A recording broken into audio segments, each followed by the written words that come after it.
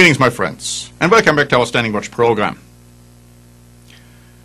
Why do about 50% of Americans feel that another Great Depression is coming towards us within less than a year? So this is a poll which was just conducted and published, and I'm going to talk about that more in a moment. But at this point, I'd like to make a statement, because for many, many years we have told our audience, we have told our readership, that America is doomed to go down. And of course we haven't said that because we are so smart. We have said that because we do understand the Bible. And we made these pronunciations and prognostications at a time when America was still the number one, the undisputed number one power in the world. But the Bible paints quite a different picture. And I was quite surprised when I read this week an article which was published by a British paper, kind of echoing what we have been saying for years. Let me read it to you.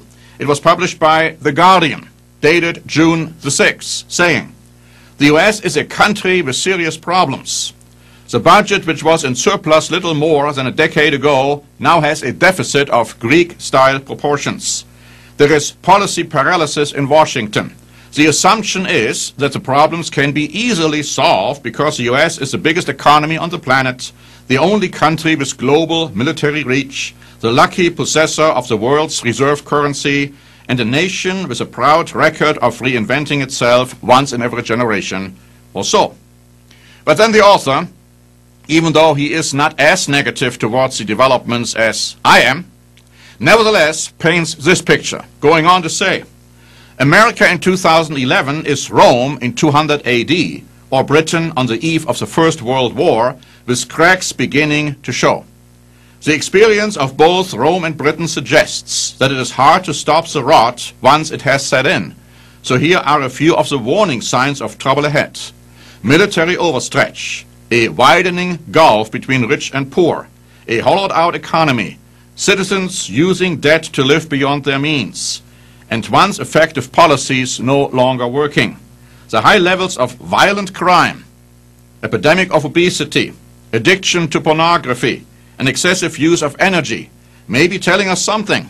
The US is in an advanced state of cultural decadence." And then the article goes on to say that the feeble response to today's growth medicine suggests that the US is structurally far weaker than it was in the 1930s, and that is when the Great Depression hit. And here's an optimistic, somewhat optimistic outlook. He's saying America must rediscover the qualities that originally made it great. That will not be easy. Well, I hasten to add, it is not going to happen. It is not going to happen unless the nation as a whole turns back to God. And not only believing in a God, believing in the true God of the Bible, and following His directives, living in the way which He tells us to, as it is clearly revealed in the Holy Scriptures.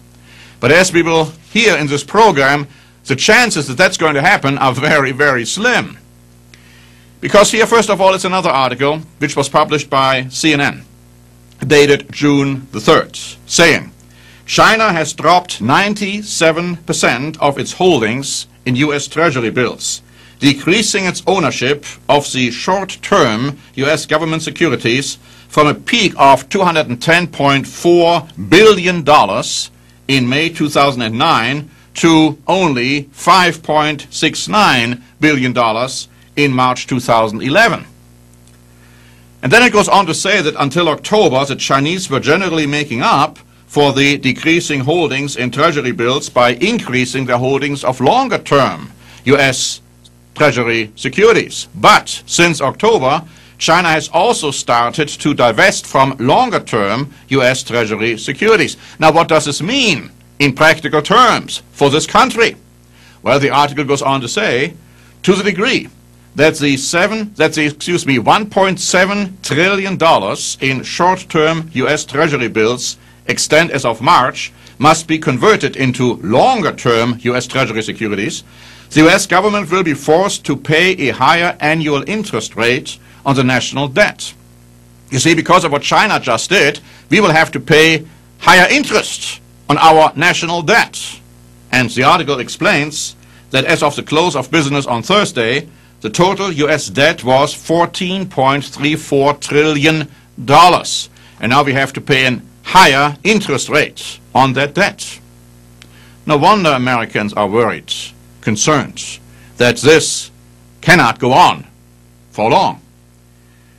But if there is ever an article which was published showing the senselessness with which we are conducting our quote-unquote business, then here is the following article, which was published again by a British paper, the Mail Online, stating on June the 3rd.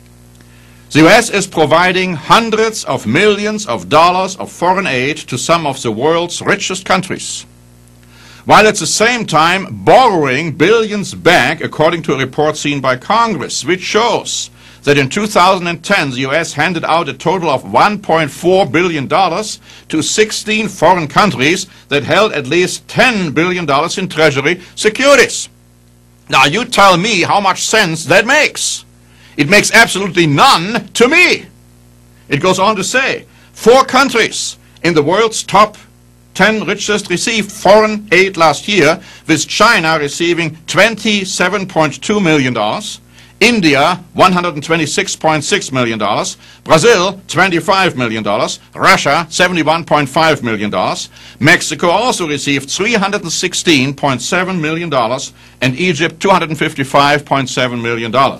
And yet, despite the massive outgoings in foreign aid, the receiving countries hold trillions of dollars in US Treasury bonds. And then it even specifies what these countries own and how we are indebted towards them. China is the largest holder with $1.1 trillion as of March. Brazil held $193.5 billion, Russia $127.8 billion, India $39.8 billion, Mexico $28.1 billion, and Egypt had $15.3 billion. So we are indebted towards these countries with these high amounts, and at the same time we are giving them free money in foreign aid. You know, it seems to me that what the Apostle Paul is telling us in the book of Romans, that God has poured out a spirit of stupor on the nation, is in its final fulfillment. You cannot explain this. You cannot make any sense out of this. And so no wonder that the American public is extremely concerned as to what is going to happen with our economy. And notice what CNN reported on June 8. President Barack Obama's overall approving rating has dropped below 50%, as a growing number of Americans worry that the US is likely to slip into another Great Depression within the next 12 months, according to a new national poll. Not surprisingly, with that much economic angst, the economy is the #1 issue, the only one that more than half of the public says will be extremely important to their vote for president next year.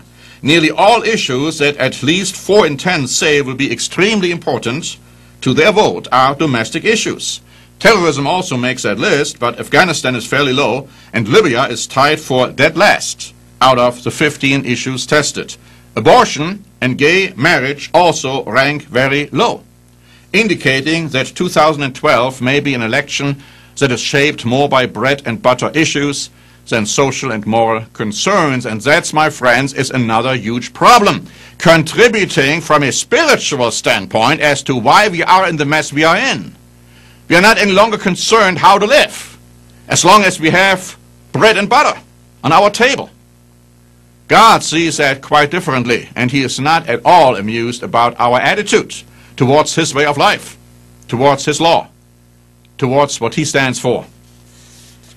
Der Spiegel Online, a German paper, kind of approved and added to what we have just read, because on June 8th they said, a new survey published in the Washington Post shows that Americans are unhappy with Obama's handling of the economy.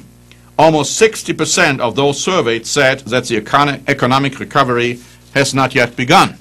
And as I just pointed out, almost 50% feel not only will it not begin, we are going to end up in another Great Depression, worse than what we experienced in the 30s, in the 1930s.